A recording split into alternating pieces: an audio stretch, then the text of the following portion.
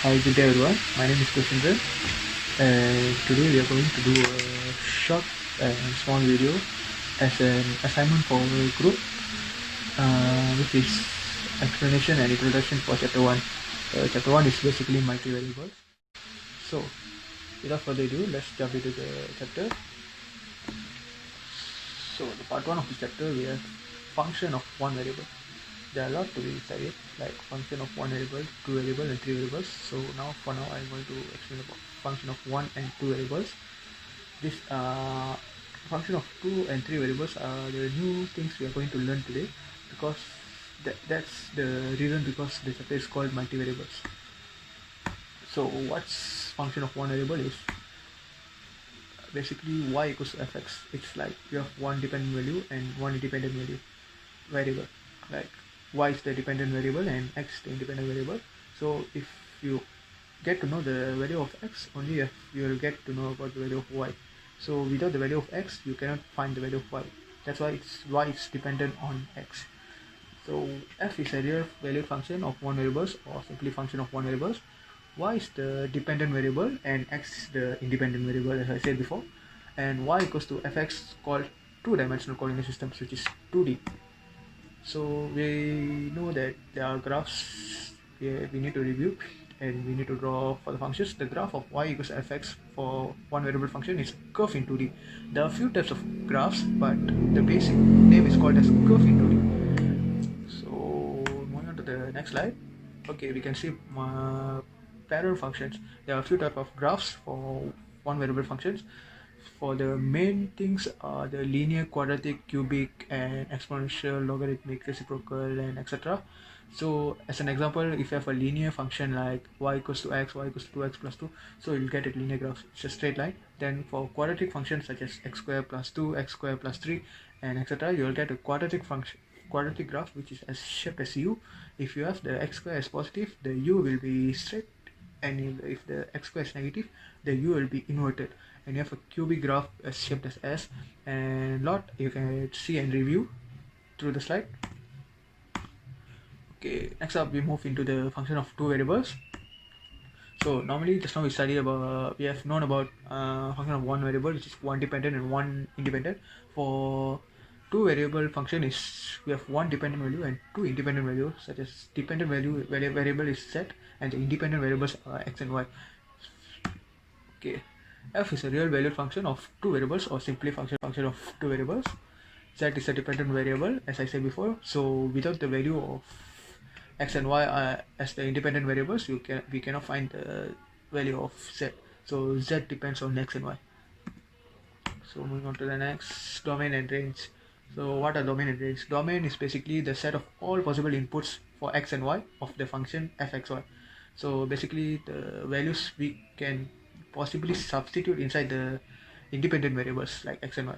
For range, it's the set of outputs z that result when x and y varies over the domain, which means when you substitute your domain, the values for independent variables for x and y, the what outcome you get, like what result you get, is the range. Is what possible outcome is the range. You should know for domain and range. So this is basically we need to know that is there any restrictions or not for domain range. Like you have a function 1 over x plus y, so x plus y is the denominator. As a math rule, the denominator of any fraction shouldn't be 0. So as in this case, the x plus y is the denominator, so the x plus y shouldn't be 0. So that's a base normal as a what example of a key point for finding domain and range.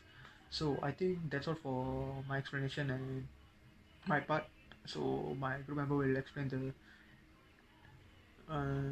three variable functions and the rest of the chapter. So for now, that's all from me. Thank you.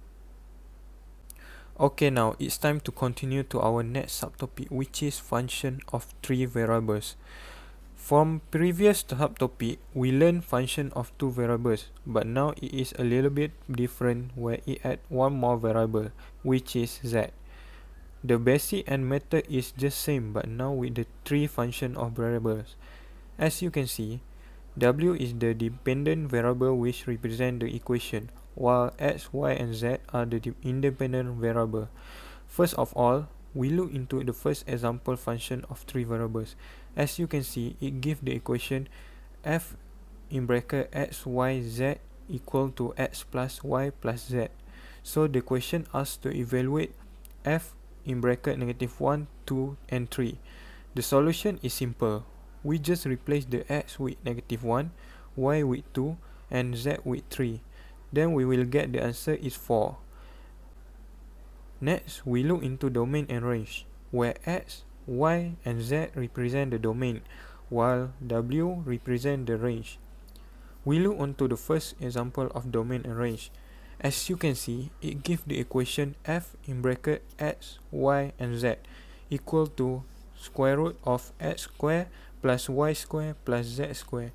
So, the question asks to determine the domain and range of f.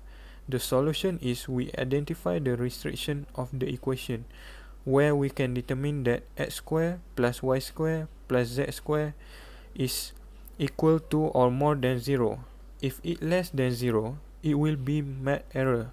So this is the definition of restriction. Then we can write our domain like this, and our range like this. So this is our final answer.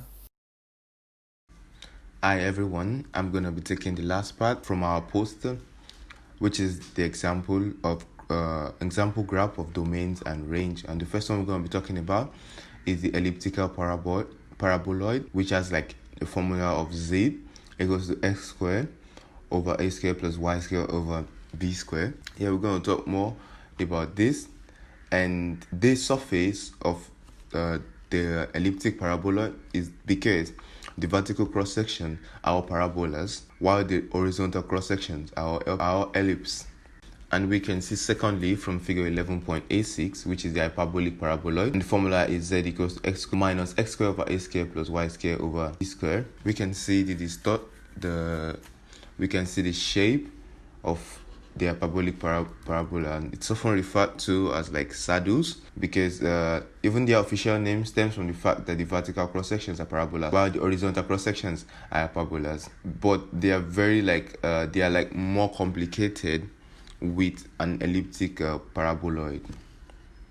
Likewise, in figure 11.87, which is the ellipsoid, we can see the formula is x squared over a squared plus y squared over b squared plus z squared over c squared equals to 1. And likewise, we can say it is x squared over a squared plus y squared over b squared plus z squared over c squared equals to 1. We can do the maths and it's all the same formula. So just as an ellipse is a generalization of a circle, an ellipsoid is a generalization of a sphere. In fact, our heart is not a true sphere from research. It's an ellipsoid because it's a little wider than it's tall. The ellipsoid is probably the easiest quadratic surface to draw accurately because of the shape. The next one we're going to be talking about is the hyperboloid of one sheet, which has general formula of x squared over a squared plus y squared over b squared minus z squared over c squared equals to 1. We can see all the cross section of the simple one-heated hyperboloid with a equals to b equals to c equals to 1. The horizontal cross section are ellipse or maybe circle, even in this case, while the vertical cross section are hyperbolas. The reason I said they are so complex is that these hyperbolas can open up and down or sideways depending on the value you choose for x and y. And we can also see the hyperboloid of two sheets, which the horizontal sections are generally ellipse, except there are no horizontal sections when z equals to -1 and 1. Because if we suppose z equals to 0, then the left-hand side is definitely negative, but the right-hand side is definitely positive. And there is no way to fix this. So the cross-section simply doesn't exist. And let's not forget that the second hyperboloid of two sheets have general formula of x squared over x squared plus y squared over b squared minus z squared over c squared equals to 1. We move on to figure 11.90, which is the cone, and the formula is x squared over a squared plus y squared over b squared minus z squared over c squared minus 0. And we can say this double cone, we can see cone on opposite side. The double cone is a very important quadratic surface, if for no other reason than the fact that it is used to define so-called conics, ellipses, parabolas, and hyperbolas, all of which can be created as an intersection of a plane and a double cone. The vertical cross-section of a double cone are hyperbolas, while the horizontal cross-section are ellipse. And this diagram shows A equals to B equals to 1. Sometimes double cone can be manipulated to get single cone. If we solve for Z, we end up with a plus or minus sign in front of the square root. The positive square root represents the top of the cone, and the negative square